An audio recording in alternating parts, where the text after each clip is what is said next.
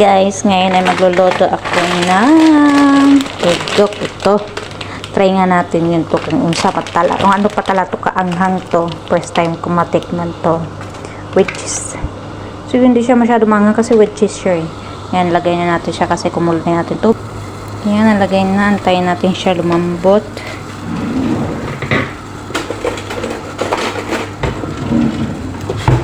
Antayin natin siya lumambot para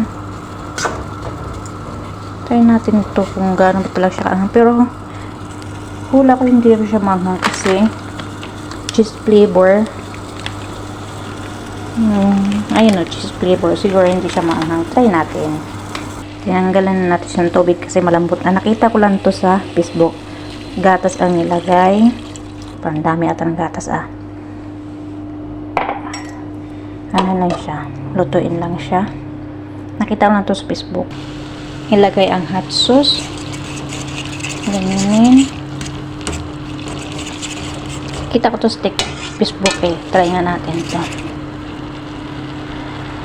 At yung kanyang powder, halu-haluin lang siya.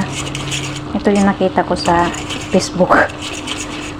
Try nga natin ito kung masarap siya. Ganyan lang hanggang sa mawalan ng tubig siya. At lagyan ng cheese. Yan. Kita ko to sa Facebook. Tingnan natin kung masarap na siya. Sa Facebook ko to nakita eh. Kaya siguro siya may gatas para hindi siya masyadong maanghang. Try natin. Sa Facebook ko to nakita eh. Palambutin natin masyado yung ating. Ayan. Ayan siya. Try nga natin to. TikTok ko to na ano na yun sa Facebook eh. Yan na siya. Try natin yan kung anong alam niya. Kung maanghang pa o ano. Nakita na natin ito sa Facebook eh. Try natin. Try natin itong maanghang.